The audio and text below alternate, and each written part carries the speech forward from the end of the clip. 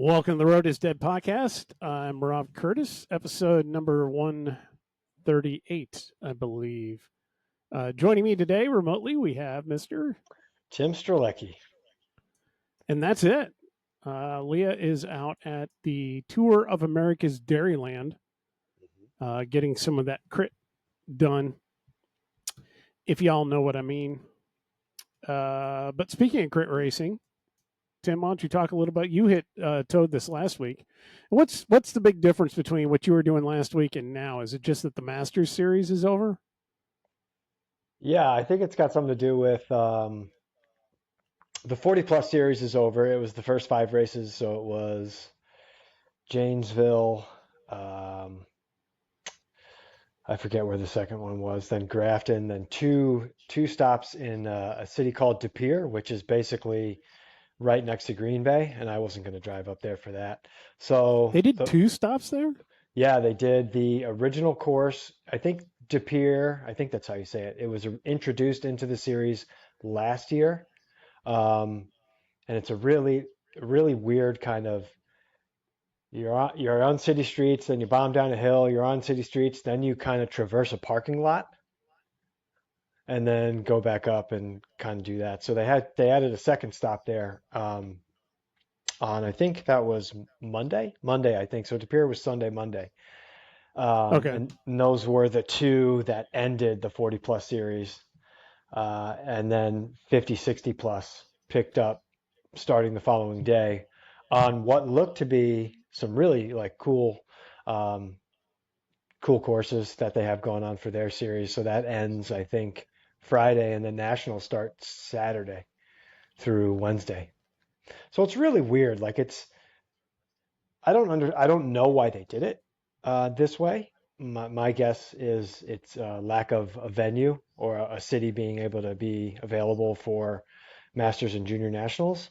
But it kind of, from my vantage point where I'm not contesting Nationals this year, it takes away all the cool courses that I really liked at Toad. Like I always did, I never really did the front half of Toad. I always did like the back half of Toad. And I always enjoyed like Downers Ave, which is a huge crit, very popular. I think it's in its 46th year. Shorewood is another great venue. So it took away all those cool courses. But at the same time, I gained experience on the front half of Toad, and those courses are pretty cool as well. So I always enjoyed Toad, no matter how many I did. I always enjoyed the vibe. The races run well. The communication is always good between the referees and the participants. Every morning there's an email saying what to look out for, penalties assessed from the day prior. So it's always a very well-run event, and I will probably for the foreseeable future, in some way, shape, or form, continue to support that. Did you? What was your favorite penalty that you saw? I don't know. I think the one that sticks out to me the most was there was I think it had to, because I was reading them and there was a block of 7 people, and I think it was all from the men's pro race, and it was all 3 or 4 guys from the same team of the rider that won the event. I think they flipped a Yui and rode backwards before the last person had crossed the finish line. So I was ooh, that's a hefty one. I think it was a fine. I don't know if they got no, I think they got relegation. But the one that scared me the most was I think littering in an area. I don't know what I've never read the rule. They cite a rule in the explanation of the fine or the penalty. But it says you can't toss it in an area that's not designated for it. And the second day, I actually did that. I did that. I took a gel with 10 laps to go, and I couldn't get it back in my pocket, so I threw it because we were going to a fast part of the lap on the start finish straight, and I threw it. And as soon as I let it go, I was like, damn, I'm gonna get in trouble for this. So finished out the race, and immediately on the cool down lap, I went and picked up my trash, put it in my back pocket, and I never heard anything since. And then the following day, I saw the rule that someone got in trouble from, and it was like, oh man, I really dodged a bullet. But I didn't I didn't do it close to the start finish line where there's a lot of refs. Like I did it just kind of just north of neutral, Yeah. but it still like landed on like a nice little grassy area, and I was like, oh, that was a bad idea. But I don't know. It's cool to see them enforcing stuff like that. I mean, there were I think juniors that got penalized for like um, Yeah. number defacing and all sorts of weird ones. But it's good to see that they're enforcing it. I don't like to see Yeah. people get penalized, but the rules are there for a reason, so you got to enforce them. I mean, this is road. We have rules and we have norms, and you must abide by them. Otherwise, you pay the price. No, Yeah, it's one of those things that some people hate about road, but honestly, it's kind of part of what I like about road. It's like, yeah, and they're enforcing some of the ones that I think are appropriate, like swearing. yeah. That was one. Someone got busted for that. Everyone swears, but you don't yell. You don't lose your Cat 4 race and then drop the F bomb as loud as you possibly can as you're crossing the finish line for Yeah, all of yeah. everyone who's quote Yep. unquote spectating to hear. True, That's one of those pet peeves of mine. true. Um, just and whenever there's a wreck, everybody just swearing at the top of their lungs. It's just like, yeah, that's not helping anything. Yeah, And swearing at the person that's on the ground isn't going to help anything either. It's just like, all right, it happened. Let's get up and get moving. Let's yeah. get it done. I think what got burned into my brain early on when I started really racing crits seriously was I think it might have been Toad, and it was Dave Folks. And I was on, I had started staging. I lined up, because I didn't need to take a sight lap. So I took the start line, and I was just kind of sitting off to the side. And someone rode through and then turned around and started riding back. And he lit them up at the top of his lungs. And I was like, wow, don't ever, Yeah. ever, ever do that. Like, don't Dave, ever do Dave's a good guy, that. but he's Yeah, got his touchstone kind of things where like yeah. if you do it, you're gonna find out about it Oh, for sure. real quick. And he Um, doesn't hold anything back. no, I mean he's there to enforce the rules. I mean, maybe he could be a little nicer about it, but rules are rules, and you got to get the message across somehow, no matter who they are. But yeah, I got frightened when I threw the gel wrapper. Like I didn't really think it was a big deal until I really thought it was a big deal because I did it a couple times at Chicago Grit last year. But what the difference was is every time I did it, I threw it at our Sima tent, so it like would hit the ground and slide into the tent. So it's like it's safe there. Someone will pick it up, Yep, for sure. you know. But yeah, so it was fun. I didn't have any. I did, like I said, I did the first three. I didn't have any expectations other than to just kind of get a feel for where I'm at and prepare for, you know, hopefully some good racing at what I will always deem as intelligentsia. You can call it what you want, but I'm always going to refer to as intelli. Yeah, I mean, grit is easier to say, and yet I still haven't resorted to it because it's just not what I think of It when doesn't when roll I off think of the those tongue. races.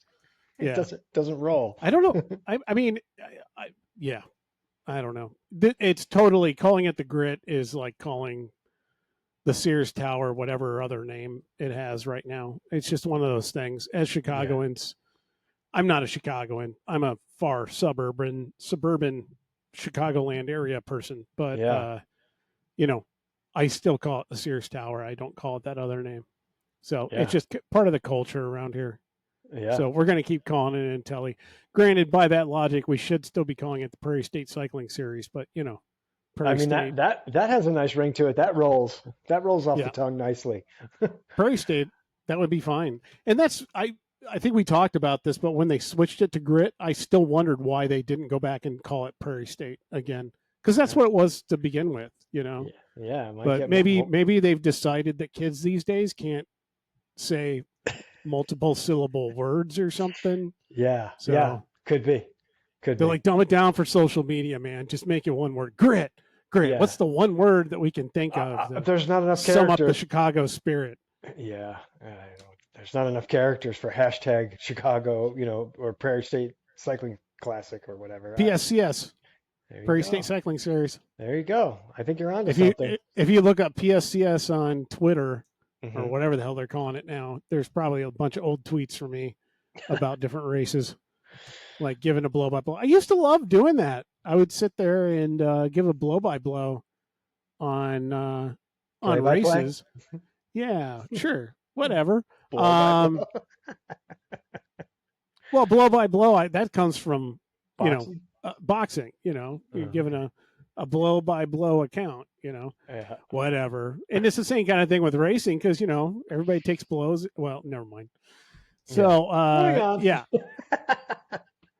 I mean I don't know. That was it was good back in the day to be able to do that on a social media platform. Yeah. Right now, I can't think of a social media platform where I would do that. I mean, maybe Threads, but even then, I don't know.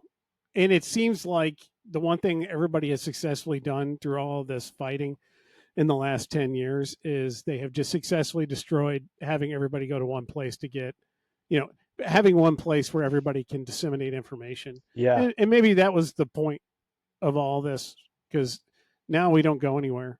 I don't know if I talked about this on here, but I've talked about it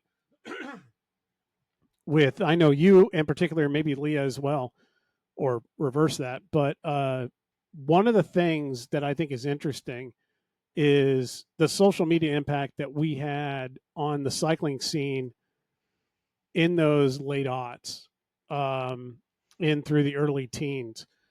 It was what I used to do. We used to have the Chicago bike racing blog that was run by Luke Seaman, and he would go in and he would. It was nice because that was in the era where everybody was blogging. So he would go in, he would find blog entries that he knew of, and you would just reference other blogs of friends of yours, and then he would pick up through that and kind of go and read everybody's stuff, and he would find the good stuff or interesting stuff, and he would take a quote out of it and he would put it in summation. So he'd talk about the event, and then he'd say different little takeaways from different people Hmm. and in their reports, and then he would have that takeaway be a link so you could go and read their blog about it, and it summarized everything really well. And as a result of that, though, you got a lot of names of a lot of people, Hmm. and you very quickly started to learn, okay, well, this person is so and so, they're on this team, they do this. Hmm. And when you then went over to social media, it was like, oh, let me put that name in. Oh, there they are. And you submit a friend request, and next thing you know, you're, you know, internet friends. But that's what grew my contacts in the whole community was just becoming quote unquote internet friends with so many different people that I never ever would have met otherwise. Because let's face it, I may be at a race all day, but a lot of those people are there for an hour and a half. They stick to their own people and then they leave. Yeah. And there's a lot of friendships I developed over the years because of interactions like that. And then everybody left. That was Facebook. And then everybody left Facebook and everybody went to Instagram or whatever. And not only that, but they started to also, even on if they were still on Facebook, starting to dial back their privacy and Hmm. blocking everybody and or not accepting friend requests from people they don't know. And it effectively just shut off everybody from everybody. And I know a lot of that was because of political, BS that people were sick of dealing with, and that's perfectly understandable. But at the end of the day, what it's effectively done is shut down our ability to make friends within the community. Outside of having Yeah. to go around and meet every single one of them at an event, and I'm kind of an introverted person, so that doesn't really happen that much. Hmm. But that's me. But I think it's interesting that it's like to see that progression over time. We're more disconnected than we ever were, which is funny.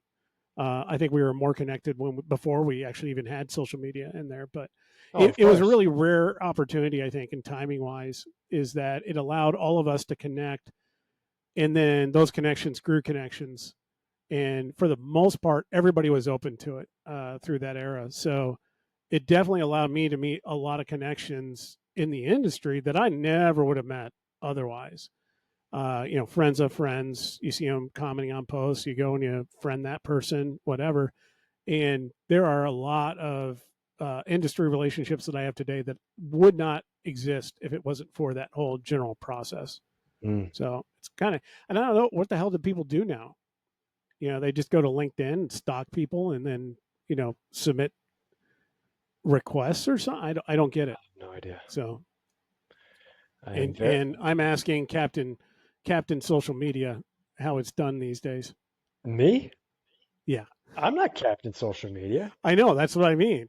I'm asking the one person who wants to avoid it at all costs for the most It's part. not that I don't want to. It's not that I want to avoid it. I just kind of like it's toxic. It's very toxic. It's addicting. It's ruined. Like you said, it's ruined society and the way we function. Everyone has, everyone's in it for the likes. Everyone wants to feel all warm and bubbly. That's why that's my opinion of it. I don't think it's very good for society. I think it's terrible. I think it's ruined a lot of young youth's lives. Yeah. It's put too much pressure on them that they have to, I didn't get love from my parents as a child, so I have to seek it in some other ways. So this is how I'm going to seek it. And then, Oh, I think a lot of people sought the attention for a lot of different reasons. yeah, I We had our mean, own motivations for sure. I mean, who, whatever their motivations are, your motivations are for, enjoying the platform. It's not very good. It's not very good for It society as a whole. Yeah. I mean, it's interesting. I definitely wanted a platform, and I wanted it's as I'm discovering it, maybe due to where I'm at. I don't know whether I'm not diagnosed with anything, but if you want to say I'm neurodivergent or on the spectrum somewhere or something like that, that would make total sense from what I'm finding. But if that's the case, it's obvious then that I always wanted to be the subject matter expert on everything.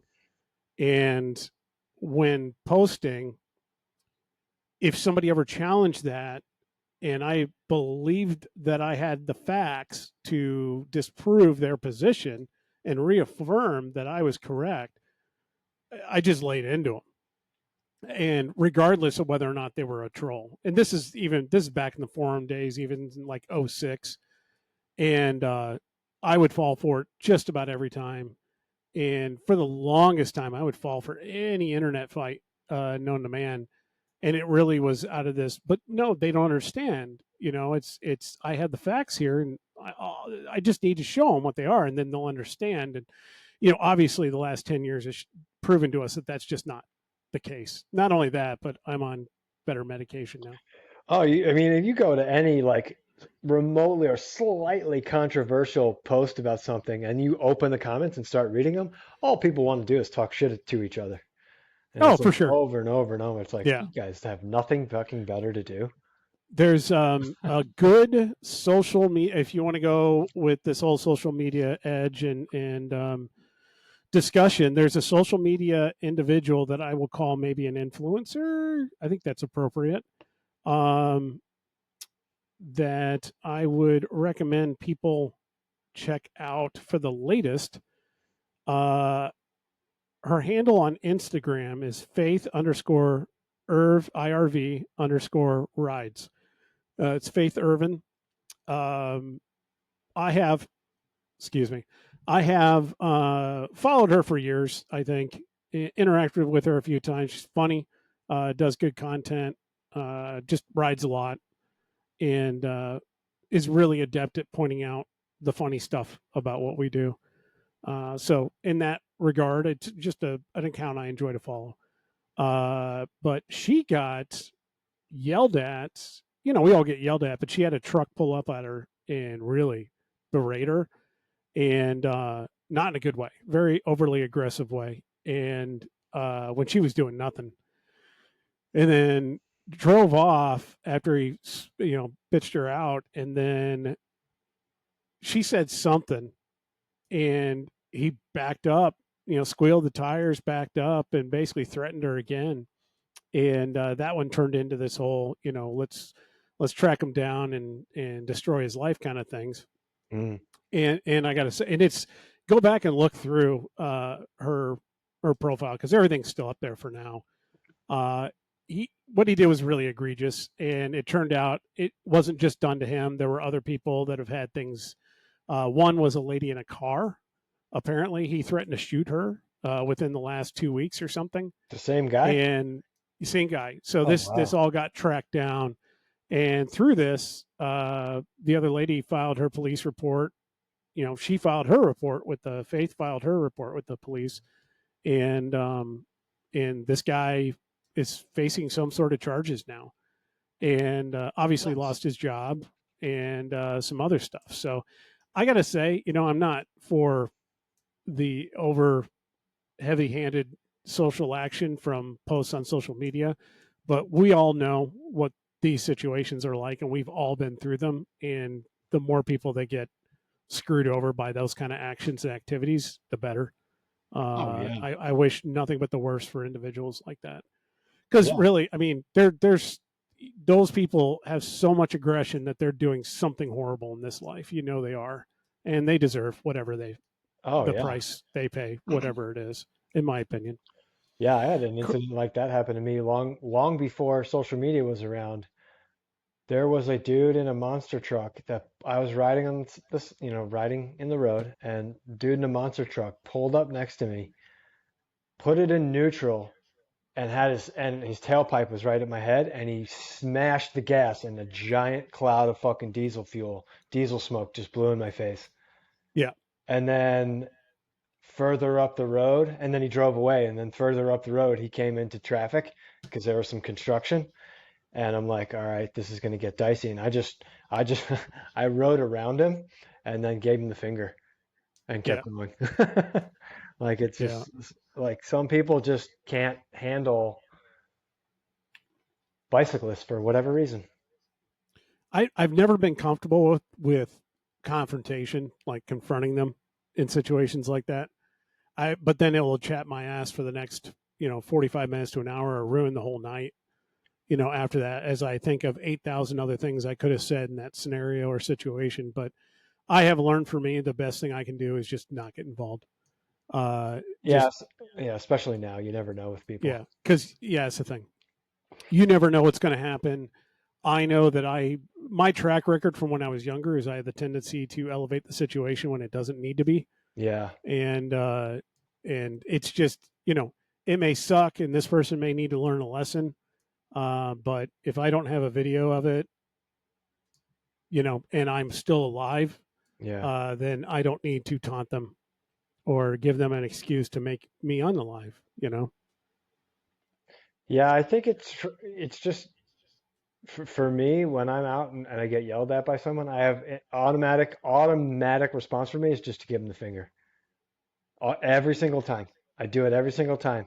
And I am like, I don't care what happens. I'll just face whatever happens. And I'm either going to get hurt or I'm going to just kill somebody because I'm so fed up. Right, right. And I don't know. the It's outcome isn't good either way. right, right. I mean, we've had the discussion of concealed carry on this before.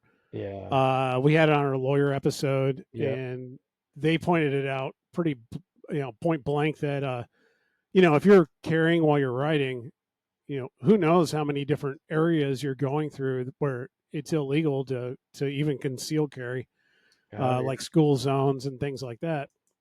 I didn't even You think about really that. don't, yeah, you really don't know where you're gonna ride through and go in and out of sections where it's legal or illegal, Yeah. and that's beside the point. Yeah. It's I don't know. I mean, I hate to say something needs to change, and I'll Mhm. just phrase it that way. Something needs to change. People need to not feel as empowered to really. It's that whole thing, when we're outside of a vehicle, our life is meaningless. And I keep going through this whole thing in my head of the only way that I can rationalize is putting myself in the driver's standpoint and the driver's point of view, and trying, and not being a cyclist, and trying to imagine what's in front of them. And it's that whole thing where it's their windshield is a video screen to them.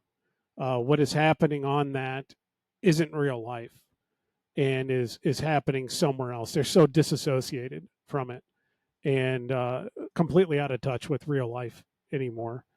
And to them it feels like a video game, Hmm. and that's why, in my opinion, why there's so many hit and runs now, Yeah. because people aren't paying attention. No, that's for sure. Will hit and run, and they run because they get into fight or flight. And quite honestly, so many younger people, it was never drilled into them that this is what you have to do. You have to stop. You have to stop, make sure everybody's okay, and then you got to report it, and you got to do this and that. They have it drilled into their heads. Oh my God, I was doing something bad. I was staring at my phone. I'm going to lose my license. I'm going to lose my car. I'm not going to be able to work again. I don't know what to do here. And somebody else will take care of them. And they hit the gas and they take off. And that's honestly why I think there's so many damned hit and runs nowadays, Yep. especially when it comes to riders. So I don't know. I don't know Yeah. how we got here.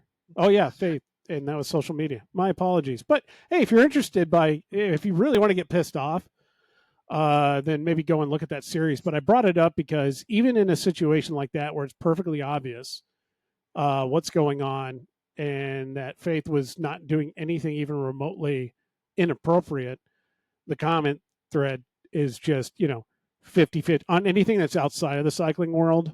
Yeah. It's like 50-50 almost, where half the people go, he should have run you over, he should have come back and shot you, that kind of thing. Yeah. It's like it doesn't matter anymore. People are definitely looking for the conflict in it.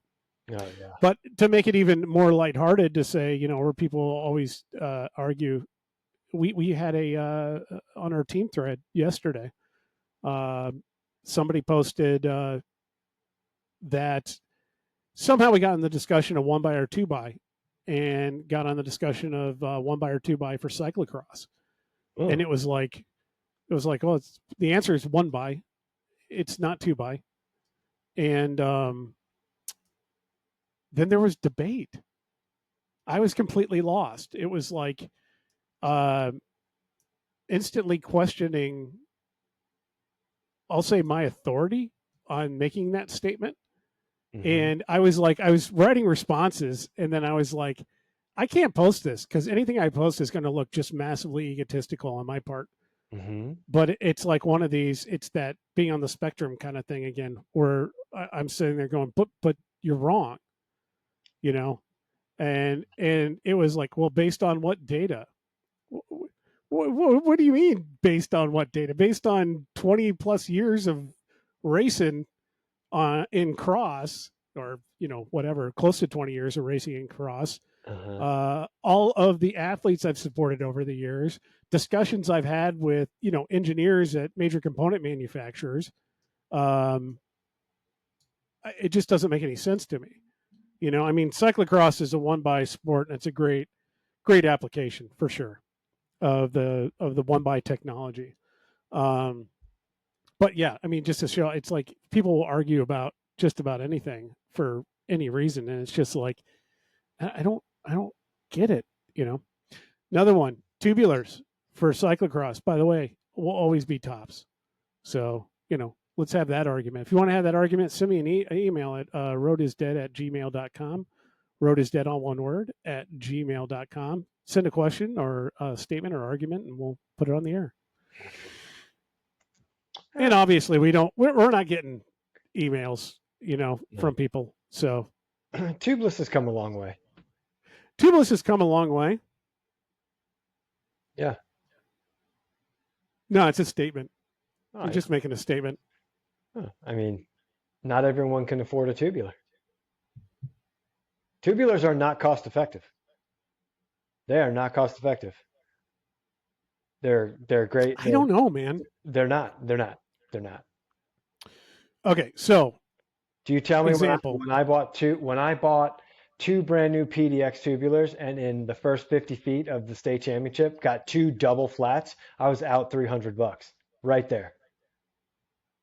Depending on the situation, yeah. They're not cost effective. They're cost effective if they're getting given to you, yes. But that's not happening for 95% of the cyclocross community. Especially locally. Whereas, tubeless aren't that much cheaper. That's where I was going to go. So tubeless or tubeless. Um, when you look at the numbers, rare situations. It's tubulars are better to race on. They give you more control. It is a perfect application of the technology. I'll stay with that. The When it comes down to cost, if you're buying your tubulars through, hold on one second here. If you're buying your tubulars through,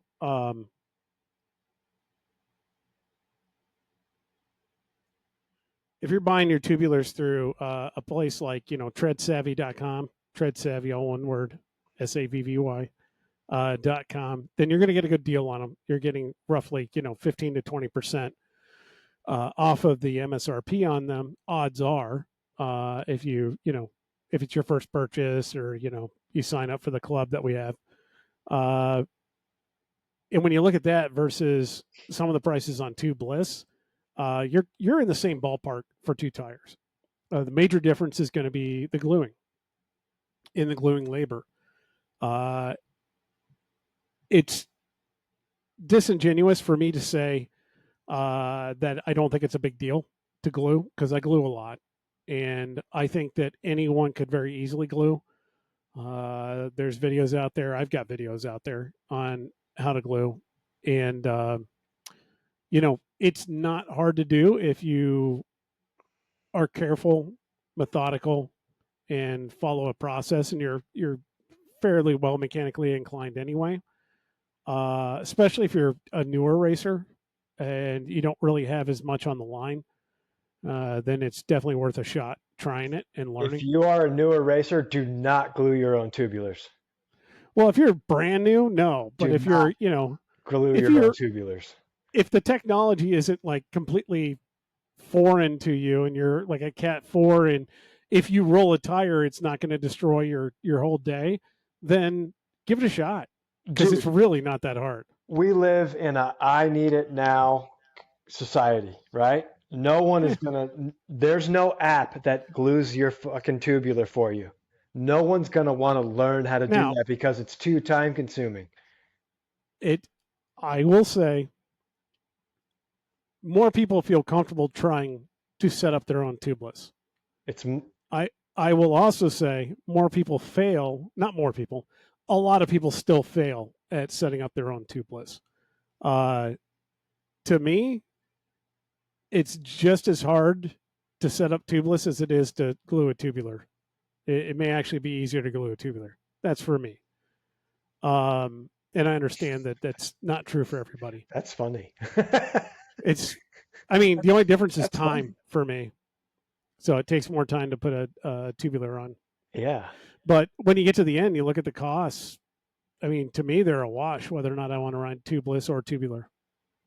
I mean, For me, when you factor in sealant, valves, yeah, tape, it's tape. it's almost the same price, you know, when you factor in labor, glue, and all the other things that you have to do for a tubular. It's Yeah, actually, six it's of you one, put half dozen of the other, sealant, tape, and valves. plus the You put all tire. that in. Well, no, it's just sealant, tape, and valves, and you're coming up on it. It's less expensive than what I charge to glue a tubular, but it's not that much less expensive. No, It's still in the same ballpark. it's probably a matter of $25, give or take. Yeah, within that range.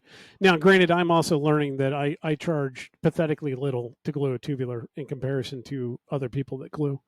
So I got a guy out in Seattle who bought a set from me not that long ago, a week or two ago, and basically I quoted my price for gluing, and he's like, "You don't even want to know what they're charging out here." Basically, it's every shop's answer to not wanting to glue is to just overcharge for it. They're in that mode where they want to be sure they get paid for every minute they spend on it, and it's like, Yeah, people but aren't who going knows? to spend that kind of money. Their glue job might not even hold. Oh, I pretty much, if a shop is charging you top dollar They don't know what to they're doing. glue, then they don't know what they're doing. Yeah. And they're doing it because they kind of don't want to do it. Yeah. And they're They're going, and I don't want to do this. So in the fact that I don't want to do this, I'm going to charge you more. yes, it's the I don't want to do it price. Yeah. And that's what they're throwing out to you. Mm-hmm. And odds are it's because they know they don't want people coming to them, giving them shit for the tires rolling off. But anyway, yeah, no, I think I still say that tubular is the best application for cross. And what I was going to get at with the tubulars is, I raced exclusively on tubulars all last year. I had multiple sets of wheels. I had one flat the whole year. And most of my seasons will go with 0 flats. I also raced easily twice as many races as I'd ever done in a season last year.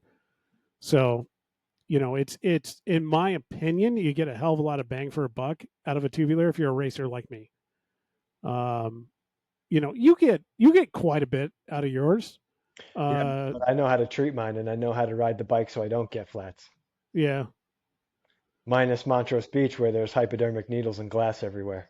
Well, you got to do what you got to do. I know. But it's such a great venue. No. Anyway, yeah, no, I tend to get a lot of use out of a set of tubulars. Yeah. I mean, I don't know that I would go through tubeless any quicker, but the only pair of tubeless I have are Griffos and the treads separating from the casing, so I can't use those. That was pretty typical with Griffos. They do have a new. God, don't sue me on this one if I don't get all the details correct. Now, mine are 3 seasons old. Yeah, well, and from what I understand, Griffo tubulars or tubeless? Tubeless. Tubeless. They had issues with tread separations. Pretty much everybody had tread separations on Griffos. I know I had it last year, and I was being told about pro teams having the issue. And yours were on tubulars, right? Mine were on tubulars, yeah. Yeah.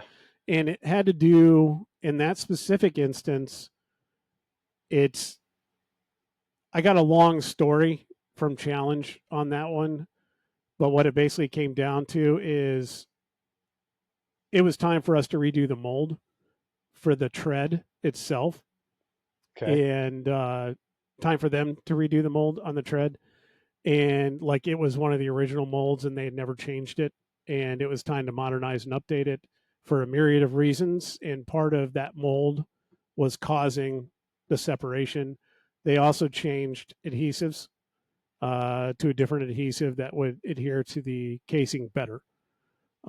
Supposedly that all happened last year, like through the season, meaning that the tires we've got for this year should be not as subject to separation.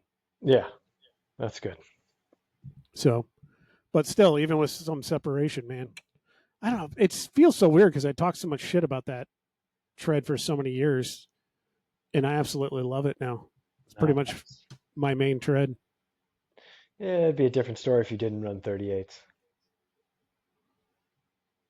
If you ran the standard size 33, you'd think differently. I might use I would use the Flandrian more. Yeah. Flandrian and or Baby Limas. Probably the Flandrian though on my end because I can, which is only available in tubulars, and you can get it at treadsavvy.com. Treadsavvy.com. Go check it out. Are they expanding their 38s to other lines, or they're just keeping it Grifo? 38s are currently available in Limas. A Limas and a 38? Oh God! Yeah. What a Limas, slow tire. Grifo. Oh, I had it. I ran Limas 38 2 years ago at Montrose. Really? Yep. Actually loved it. And I actually found I ran a Limas. Right. I ran the Limas 38 tubular on the front at Campton this year, I want to say. And I did not feel the typical slowdown that you would feel from an over-treaded. I think the 38, something about the 38 helps it roll a little bit better. And that just could be, in my head, but it felt fine. It felt like I didn't give anything up by Yeah, running because it that way. you could probably run 15 psi in it in a 38. Yeah. Well, yeah. Oh, for sure. I That's why mean, that's why it felt good.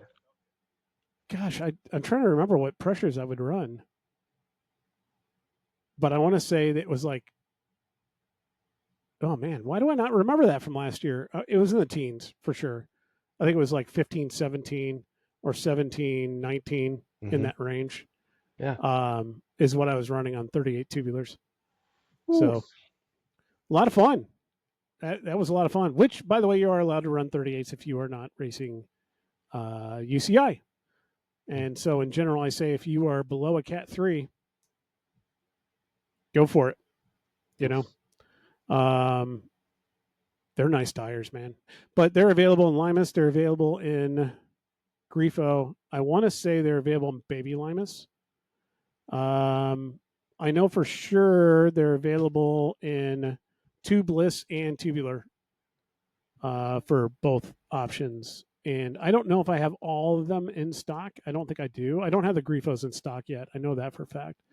I'm waiting for that. But there were some that were shipped to me a couple days ago. I don't have up on the site yet, but there are some 38s available. So Nice. check it out if you're interested. Nice.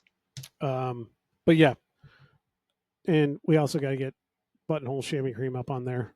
We're currently at a small inventory issue on that, but should be resolved within a week or so. But we'll get her up there. But if you cannot find it at your typical place, go ask around, see where you can find your buttonhole chamois cream, and check in with your local shop.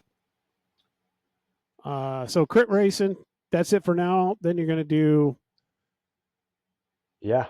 grit. Intelligentsia. You're thinking about I'm going down to Momentum Indy?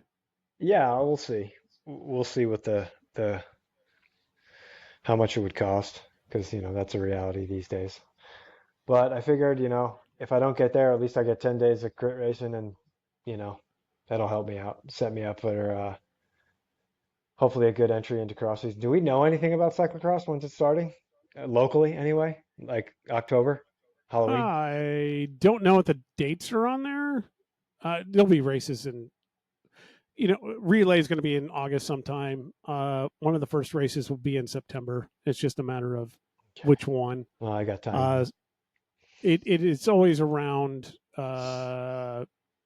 We jockey around Trek, and now we'll jockey around Grass Farm, Oh yeah, whatever they call that one. Inglewood. Yep. So we'll jockey around those UCI races, but I know I've already put my dates in for this year. Um, I just don't have it on hand, and I think other people did as well too in the Mm, same email thread. I yeah. just don't totally remember it. Mm, nice. But so gear talk, Gear talk. more gear came out in the last couple weeks.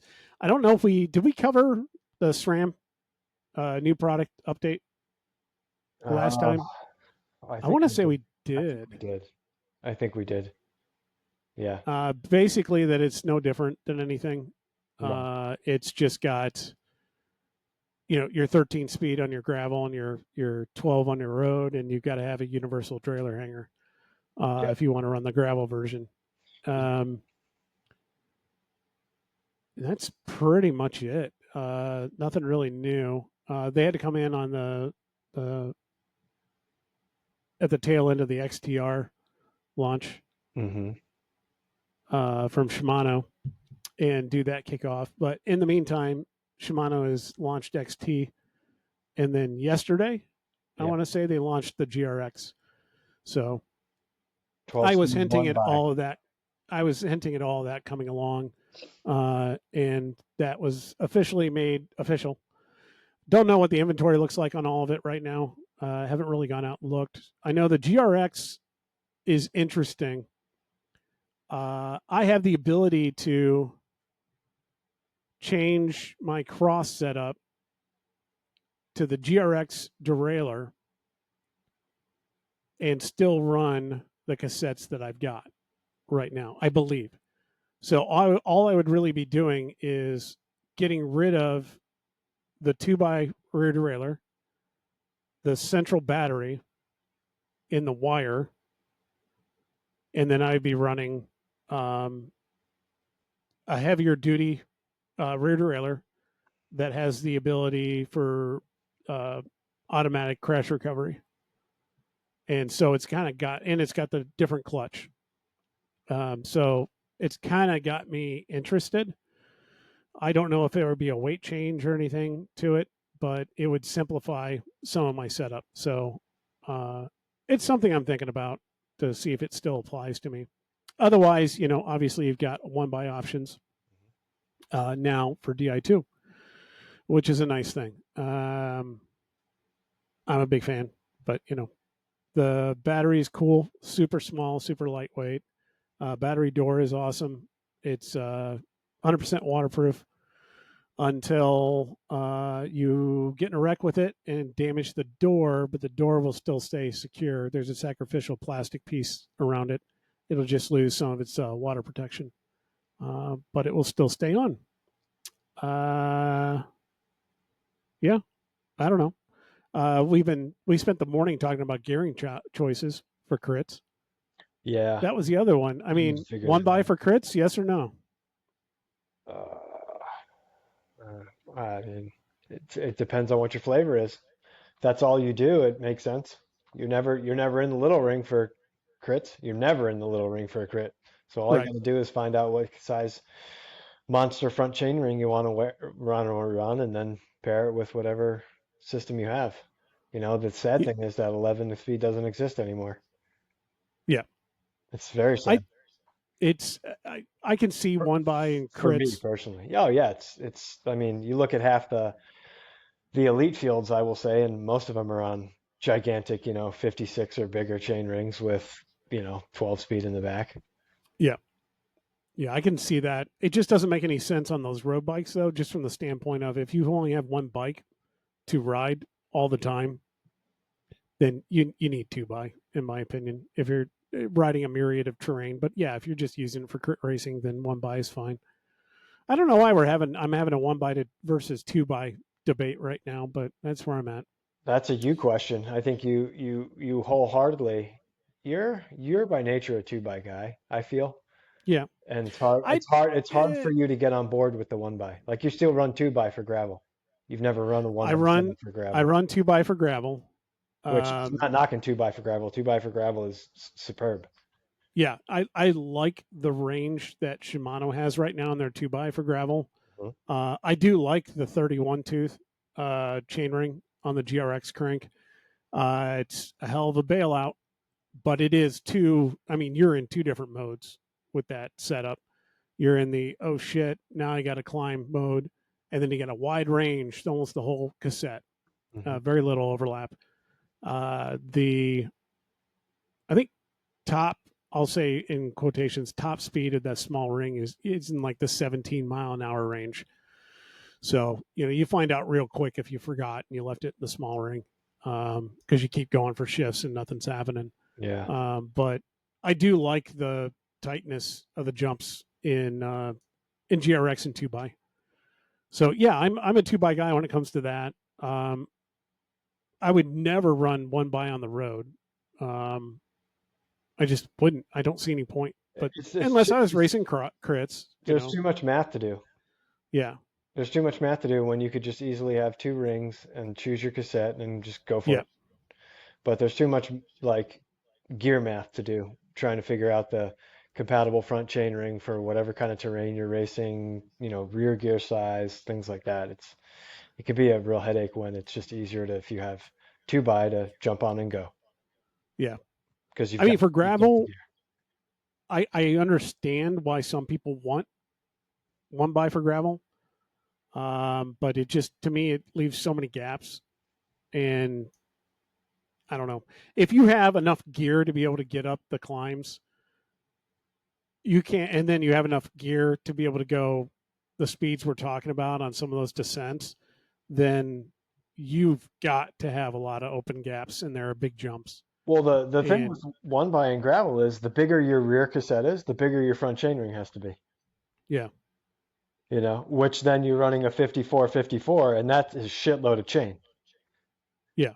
Yeah. in order for you And to not be in the 10 all day. shitload of chain in really bad gear angles or chain lines. Yeah. I mean, you look at a lot of the people, male and female alike that are at the front end of these, elite gravel races, and they're on 50s, 52s with the 13 speed, 12 Yeah. speed. That's normal road gear. That's a normal road Yeah. gear, but with the giant cassette in the back. Because you have to balance out those jumps somehow. The jumps are too much. The jumps are like 3 and 4 teeth at a time, Yeah. which, Yeah. from our discussion this morning, that's a lot in your cadence. And if you don't do proper cadence work, that's going to mess with you, and that's going to make the gearing feel terrible. That's what Yeah. I'm I'm that's what I'm experiencing. and that's kind of, I was raised in that way to the point where I like a very small cadence band. Um, a very small meaning like kind of like what you were saying, from like 80 to 95.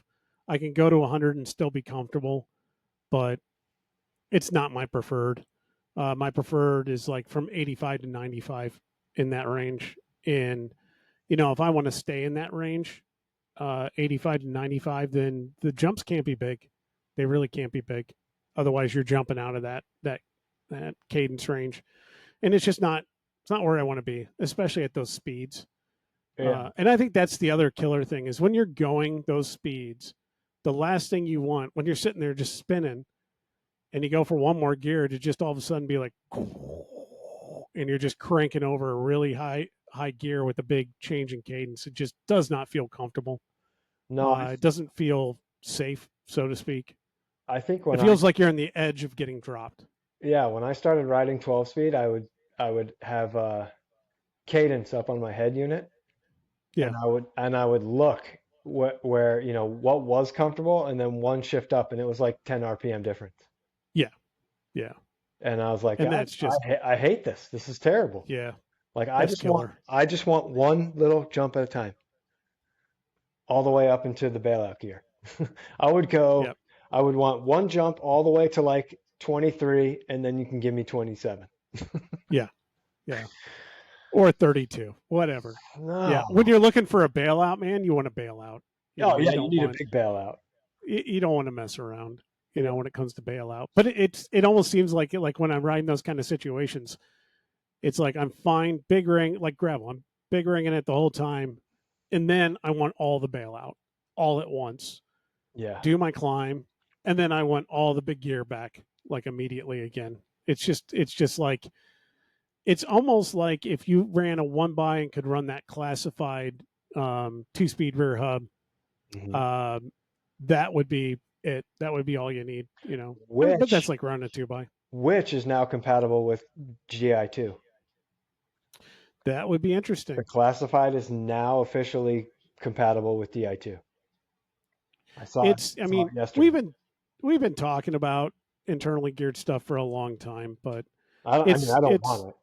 things are going that way.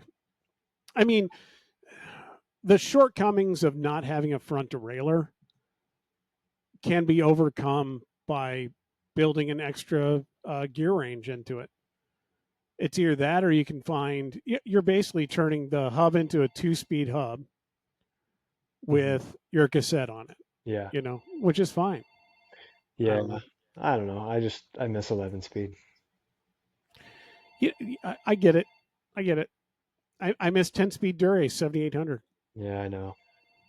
I don't want but to, I don't know how we got to 13 speeds. It's ridiculous. Is that just the market telling us and the manufacturers yeah, telling us quote unquote progress. you, Yeah, you need you need this? Well, how do they know what I need? you don't need it. I will You say don't need though, any of it. the more cogs they add, the more quote unquote viable one by becomes, and that's pretty much it. Yeah, but I was doing fine with my 11 speed. And Yeah, it's lighter. it's like the more viable one by comes, but at the same time, now you're throwing on cassettes that are bigger than your chain rings used to be. Yeah, so now you've taken my front derailleur off, given me a cassette that weighs 3 times what a front derailleur weighs. That's And logical. costs like $400. Yeah, that's logical. Yeah. Yeah, I don't get it. I don't want $400 cassettes. I don't even want $80 cassettes, man.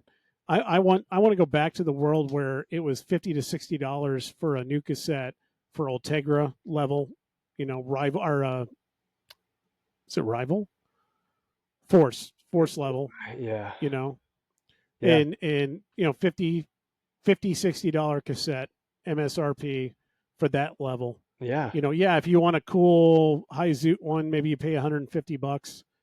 But for the most part, you can maintain your drivetrain by just constantly buying $50 or $60 cassettes and buying a $30 chain.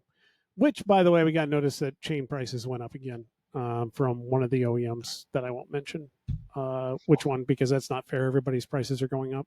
Yeah. Um, so just be aware of that kind of stuff. So now you're looking at $400 cassettes, $100 chains, 70, 80, 90, $100 chains.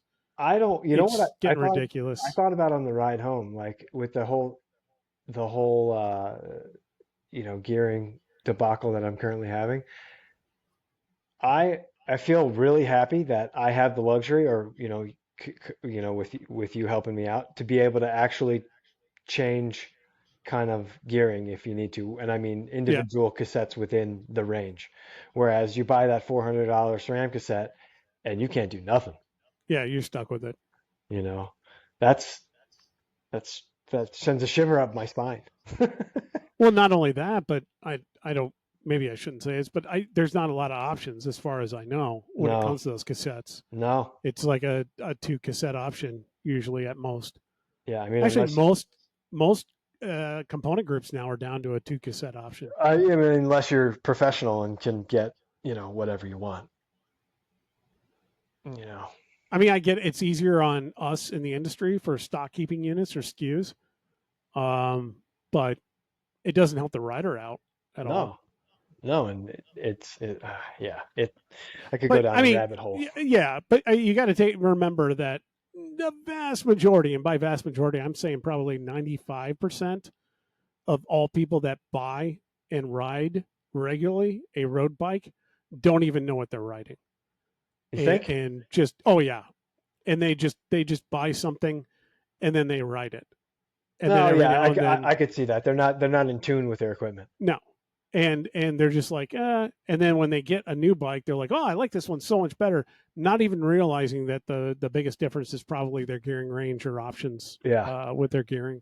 yeah, yeah. That's one thing I'm real in tune with. Like I know I've known this for the better part of 10 plus years. Like I know what my legs like. And Oh yeah. legs make the bike go. If your legs don't work right or they don't like what you're feeling, guess what? You're not going to enjoy it. And that's where I'm at. I need more gear, Rob. Hey, yeah, it happens. You reminded me of something. It's the last thing I think I want to hit real quick here, but and we talked about it briefly this morning. But I watched the documentary last night. Documentary. It was just a video on YouTube, but about John Tomac and about the Yeti C26 carbon bike that they kind of worked out when Tomac came over to the team, and it just reminded me of that era so much. And one of the things I knew Tomac was gifted across a large range of disciplines, but I did not. I learned in that I did not know that he was a BMX rider. Yeah. And so you mentioning knowing your legs and stuff, and just brought Hmm. back the BMX idea, and then it reminded me of the Tomac thing. But what I always loved about Tomac was he was a roadie. He's not a roadie. He's a mountain biker. By his own admission, he's a mountain biker. But he rode on 7-Eleven. He was a professional roadie. He went over and did Paris Roubaix. He did the classics. He did a lot of races in Europe, and in essence, was able to do those as he wanted throughout his career. And then when he came back and he rode that C26, he rode it with drop bars.